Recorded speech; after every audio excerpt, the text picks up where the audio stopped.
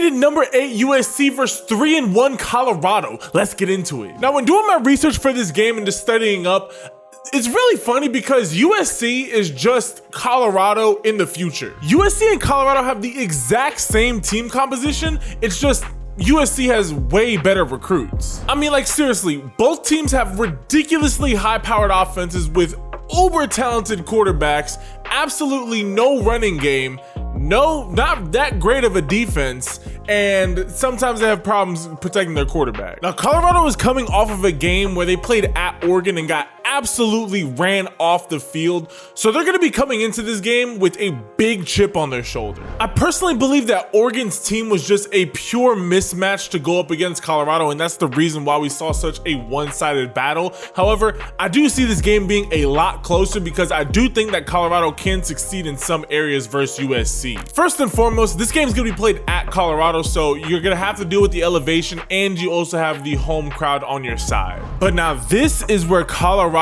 is going to have their work cut out for them. To me, Colorado needs to do two very specific things if they want to have any chance of beating USC. First and most importantly, Colorado, I know it sucks because you do not have your best quarter in Travis Hunter going to be playing in this game, but you need to have your secondary play the greatest game of their life. USC currently has 6 receivers who all have over 100 yards so far on the season, and any one of those 6 players can take you for 40 at the blink of an eye. I mean, you have Taj Washington, Brennan Rice, Deuce Robinson, Zachariah Branch, Dorian Singer, and Mario Williams to have to account for in this game. The hardest one of all of them to guard is clearly freshman wide receiver Zachariah Branch. His speed is going to be a true X factor in this game, so Colorado's secondary needs to play the game of their life to make sure that they can keep everything underneath and allow their linebackers to be able to make some plays. But the most important area where Colorado needs to be able to establish this early on in the game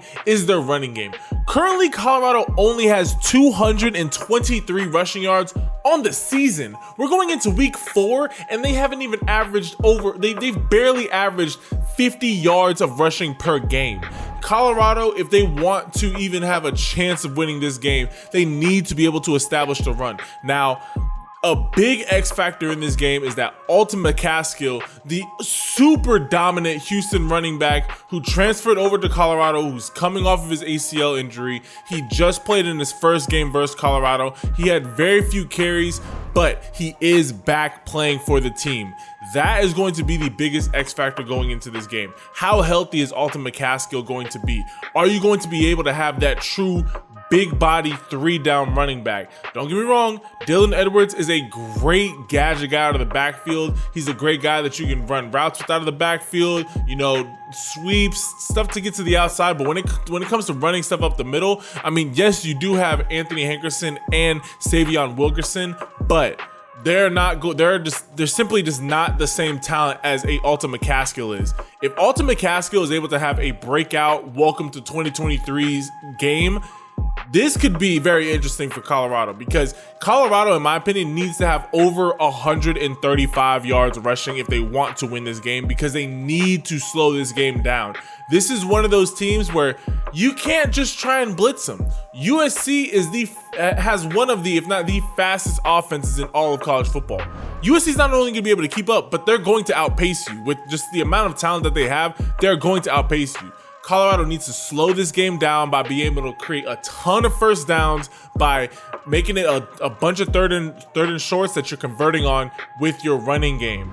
Colorado has very clearly shown that they are not able to effectively run, between not having a true big body running back as well as their offensive line not being up to par.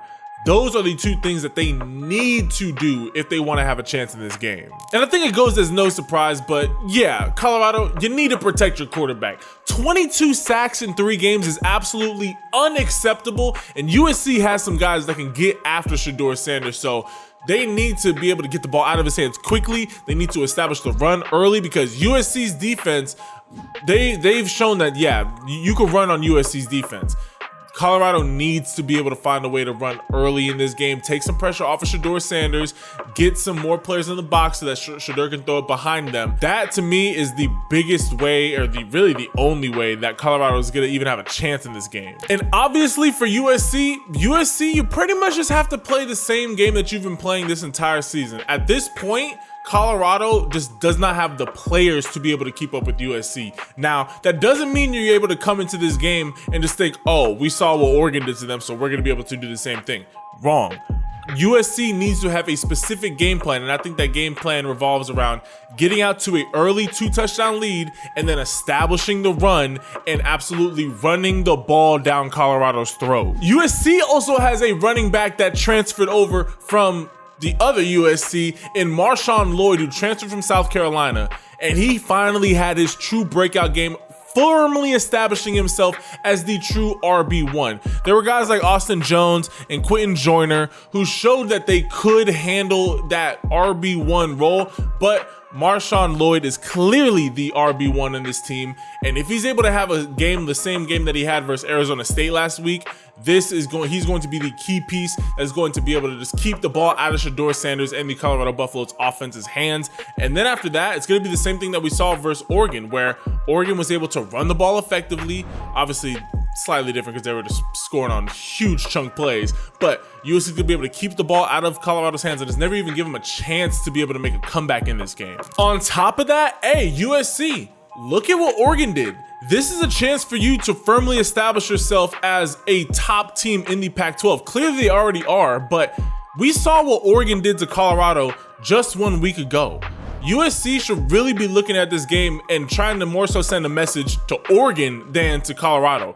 Go out here, go win by 4 or more touchdowns, and then you're gonna let Oregon know, hey, we're serious, and when we see y'all in the Pac-12 championship game, we're gonna be bringing it. Because if USC barely wins this game, or if they only win by 10 plus points, or by 10 points, this game, it's gonna look very bad on USC to see what Oregon did just the week before, and then to have USC barely come out with the win, or not as convincing of a win. It's gonna continue. I mean, USC is dropped in the standings without losing a game simply because other teams are playing better.